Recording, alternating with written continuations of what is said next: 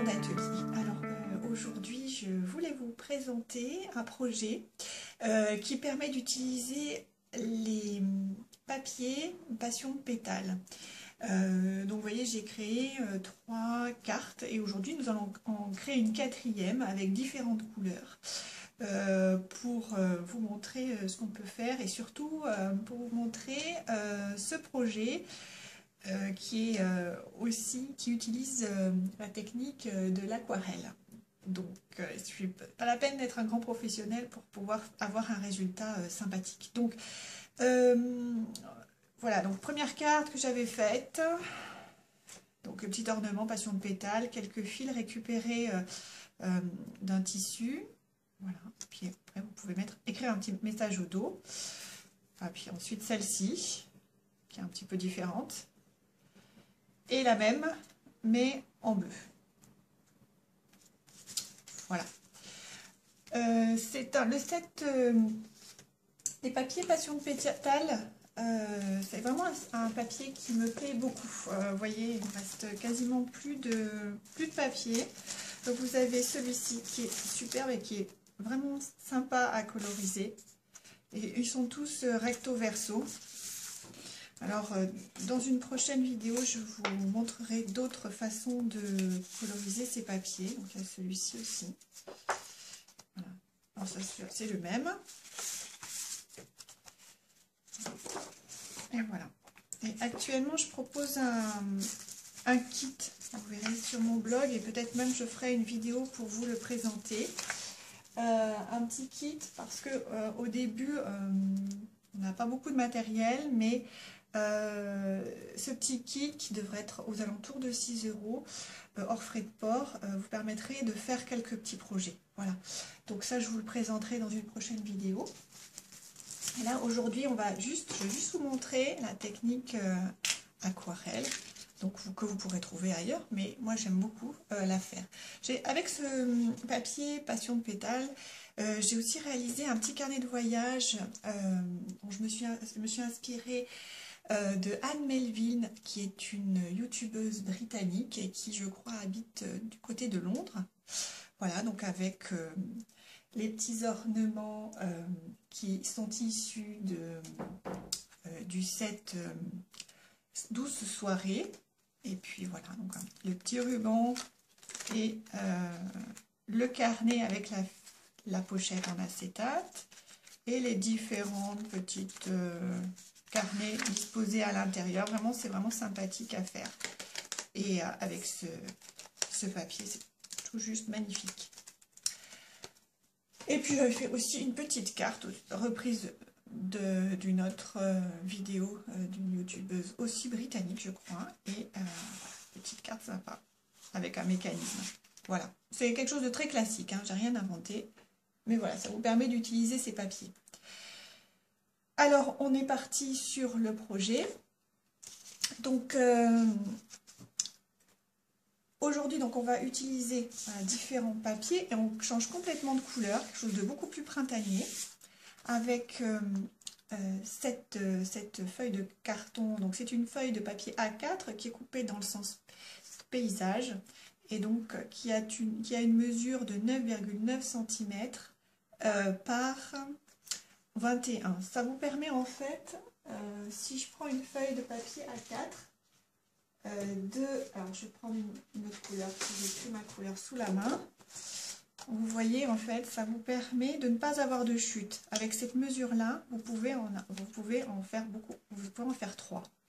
Voilà, pas de chute. Donc ça c'est vraiment sympa. Et vous allez la plier. On va la plier en 2 à 10,5 cm. Ensuite, donc je vous présente toutes les mesures et puis après, je vous montrerai comment faire. La carte qui ira dessus et qui va recevoir, en fait, qui va être perforée en son centre par un poinçon ovale, mesure 9 cm, non pardon, 10 cm par 9,4 cm ou 9,5, c'est bien aussi. Cette cartonnette qui ira à l'intérieur de votre carte mesure aussi les mêmes dimensions, donc 10 cm par 9,4 cm. Vous aurez aussi besoin d'un morceau de ce papier design qui mesure 7 cm par 9,5 cm. Et vous aurez aussi, pour tamponner votre sentiment, besoin d'une bande de papier. Donc là, je ne l'ai pas coupé pour l'instant. On verra à la fin comment, par rapport au tampon que j'ai choisi, ce qui sera plus approprié. Une bande de papier de 1,5 cm. Voilà. Donc on va commencer par plier en deux. On va commencer par plier en deux ce papier.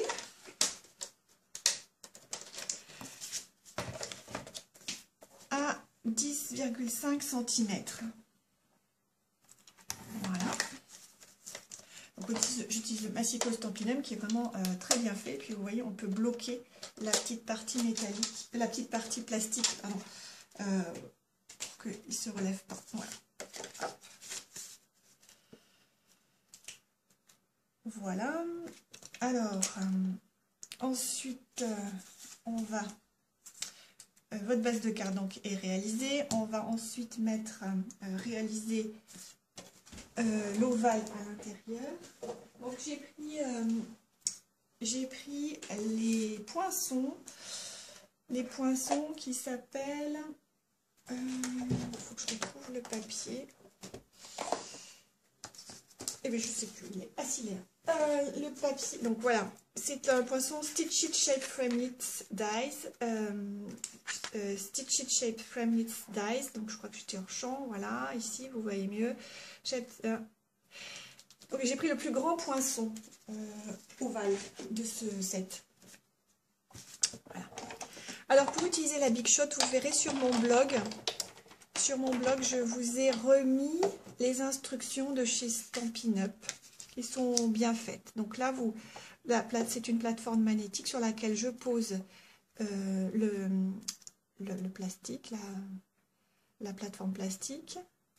Hop, je centre, je fais le sandwich. Hop, et voilà. Donc en général, je fais 2 passages, mais un suffirait.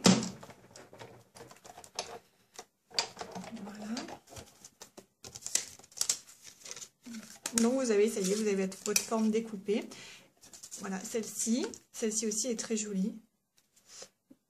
Elle est très jolie, voilà. Mais on va pas s'en servir, enfin, on peut s'en servir, mais pas pour mon projet. Donc je la mets de côté. Parce qu'en scrap, on essaie de pas trop jeter. Voilà. Alors dans un deuxième temps, nous avons déjà ça. Dans un deuxième temps, nous allons nous occuper de la colorisation de ce papier design. Alors pour ceci, j'ai choisi différentes couleurs. On va tester. Hein. Donc il y a... Donc j'utilise, vous voyez, hop, je vous montre ce que je vais utiliser. Le tampon encreur. Donc c'est mon tampon encreur que j'ai. Donc au début, c'est vrai qu'on a peu de matériel. Donc on peut prendre un tampon encreur quand on veut débuter. Et alors je le presse un peu pour faire sortir l'encre et pour ensuite pouvoir coloriser. Donc après j'utilise des feutres. Donc là j'ai pris limonade à la limette que je vais déposer l'encre sur un bloc transparent. J'ai pris aussi tarte au potiron. Tarte au potiron, c'est ça. C'est rigolo hein, chez Stampin' Up. Puis j'utilise des mots sympas. Composés toujours. Ah, et celui-là c'est baie des Bermudes. Voilà. Et c'est parti. Donc, pour faire la colorisation, j'utilise un stylo à réservoir d'eau. Et voilà, donc on est parti. Donc moi je pars toujours, par exemple la rose là, je vois la rose ici. Donc je pars du bout. Et ensuite, sans remettre, on peut en remettre quand même si on veut, hein. Sans remettre, je colorise. Voilà, je vais quand même en mettre un petit peu, parce que quand même assez large. Et vous allez voir, ça va faire un très joli dégradé. Donc pas trop d'eau non plus, parce qu'après ça va détremper le papier, même s'il est quand même très épais, ce n'est pas un papier d'aquarelle.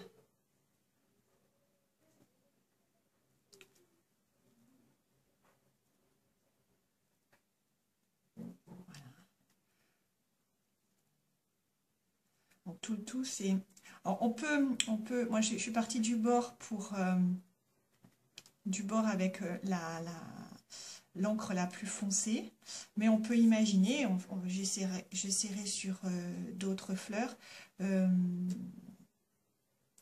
vais vous montrer. Là par exemple, on peut imaginer que c'est juste le centre qui va être plus clair. Bon là ça n'a pas bien fonctionné parce que j'ai beaucoup d'encre. Hop, mais par exemple si on fait comme ça, hop, le centre, hein, le centre va être plus clair par exemple. Voilà.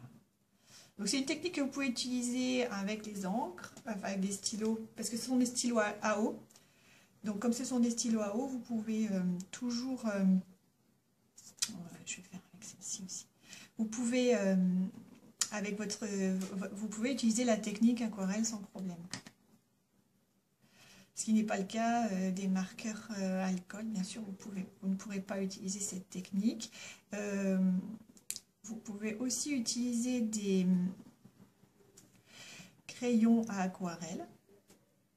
Et donc, j'ai vu une très bonne vidéo, pas très longtemps, de Sophie Pestrel, couleur papier, qui montre comment utiliser les crayons aquarellables. Voilà, donc il faut toujours avoir un petit papier avec soi pour... voilà. Alors, on va lorsqu'on change de couleur, ne pas remettre une autre couleur. Allez, hop, on est parti sur le dahlia. Hop, voilà, ça peut aller très vite. Et tout de suite, ça fait un effet sympa. C'est vrai que moi, en n'étant pas les gens qui débutent, c'est tout de suite très sympa ce qu'on voit, ce qu'on peut faire.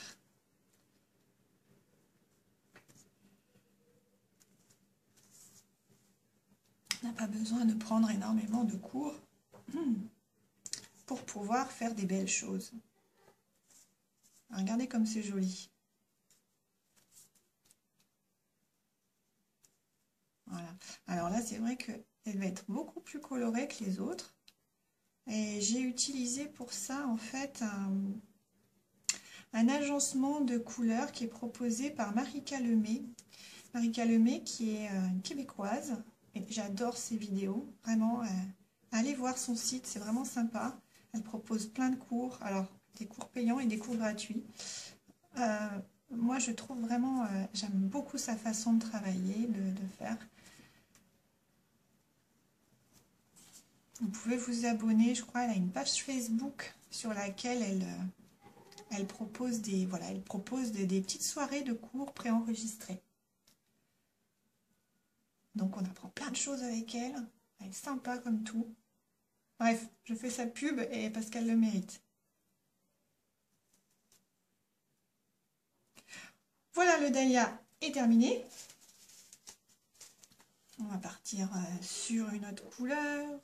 Allez, hop, limonade à la limette. Moi, j'adore ce mot-là. J'ai l'impression qu'on est en plein été. Alors, celui-là est beaucoup plus clair, en fait. Donc, on va avoir des tons plus fondus.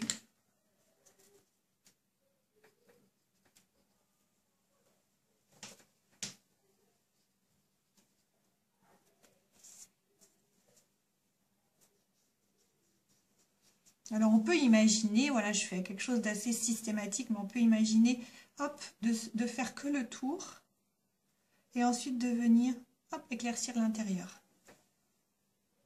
Et faire toujours pareil.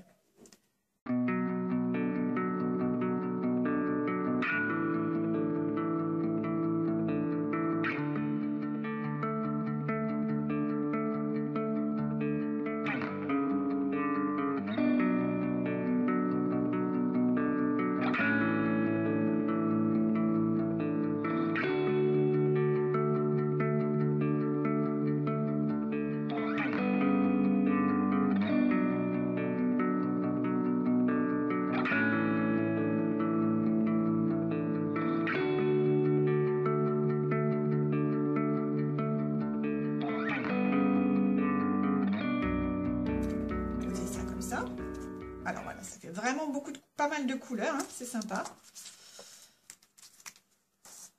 Alors je vais mettre juste tout autour pour éviter que ça déborde. Voilà, c'est une colle qui colle vraiment très bien, vous n'avez pas besoin d'en mettre énormément. Et voilà. L'avantage d'utiliser la colle, c'est que vous pouvez toujours ajuster. Voilà, j'ai fait une petite tache, c'est pas grave, je mettrai un petit élément de décoration. Avec le scrap, on peut toujours se rattraper. Voilà. Maintenant, on va la coller sur la base de carte, ainsi. Alors, je me rends compte que j'ai dû me tromper dans mes mesures. Je vais être obligée de recouper. Alors, petite coupure technique, puisque l'appareil ne voulait plus prendre... la taille maximale était atteinte, donc on va repartir. Voilà, sur le petit sentiment que j'allais tamponner. Donc, cher ami. Alors là, j'ai une petite tache de ce côté-là, donc je pense que je vais le mettre comme ça, cher ami, de façon à laisser de la place pour mettre un ornement. Alors je peux utiliser celui-là, je peux utiliser celui-là qui est bien.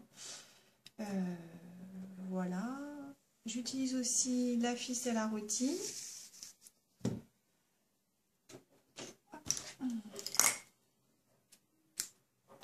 Alors on va faire un petit nœud. Donc tout ça c'est dans le kit, hein. C'est quelque chose, là vous pouvez entièrement, avec le kit que je vous propose, qui est vraiment pas cher, mais qui permet, voilà, vous voulez vous faire une petite soirée dessin, bricolage, ben, ça vous coûte pas très cher. Voilà. Et au pli debout, ben, on peut même rétrécir un peu l'excédent. Et je vais prendre alors des points de glu. C'est des points de glu, donc ça colle vraiment beaucoup. Donc attention, si vous mettez sur les doigts, c'est un peu compliqué pour l'enlever par la suite. Donc là, je l'ai mis sur les doigts, bien sûr. Vous allez voir comme c'est compliqué d'enlever. Alors je refais une petite boule de glu à l'arrière pour que ça colle mieux. Voilà, et je le mets juste sur le côté. Après, vous pouvez le mettre n'importe où, hein, ici.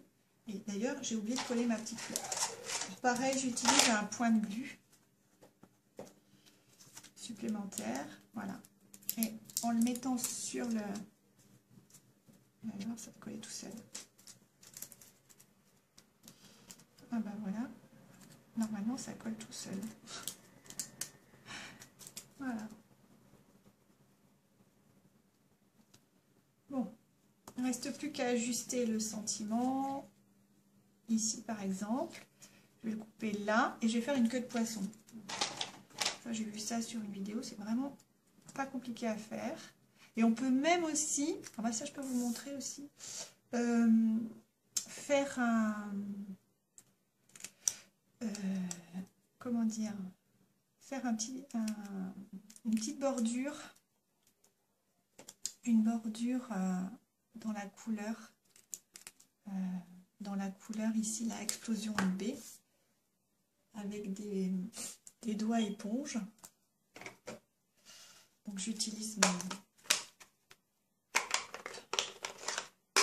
voilà, j'utilise ça.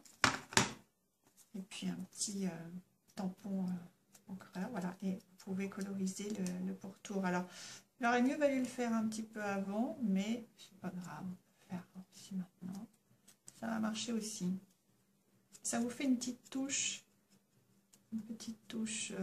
sympathique. À savoir que quand vous pliez vos cartonnettes Stampin' Up, le papier étant teint dans la masse, s'il y a des petites coupures ici, ça ne sera jamais blanc. Ça restera de la couleur de votre papier. Et ça, c'est vraiment une spécialité de la façon dont sont fabriqués les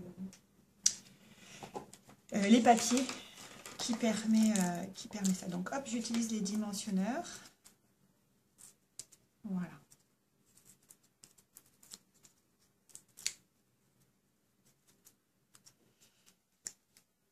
Et votre carte est quasiment terminée. Il faut juste rajouter la petite cartonnette intérieure. Donc pour cela, je vais utiliser les petites étoiles de anniversaire idéal. Donc là, c'est ici. Donc quand vous allez l'utiliser, vous le déposez sur votre plaque sans trop, comment dire, faire bouger la partie, disons sans le mettre comme ça. Sinon forcément, vous essayez de le poser comme il vient pour qu'il soit droit. Voilà. Alors là aussi, en fait, hein, on pourrait coloriser l'extérieur, la petite bordure comme j'ai fait pour ça, hein, c'est possible. Bon là, je ne vais pas le faire parce que la vidéo va durer un peu trop longtemps. Mais voilà.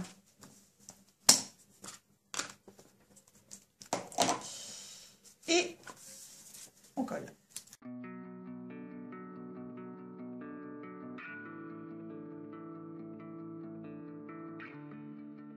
Nous avons, et voici donc un petit récapitulatif de tout ce que nous avons pu faire avec cette technique, différents modèles. Donc la bleue est par ici, voilà. Donc, voilà tout ce que vous pouvez faire. J'espère que cette vidéo vous donnera envie de reproduire, de vous amuser avec les produits Stampin' Up et surtout avec la technique aquarelle qui est vraiment très sympa. Et je vous donne rendez-vous donc sur mon blog celinescrapessy.canalblog.com. À bientôt. Au revoir.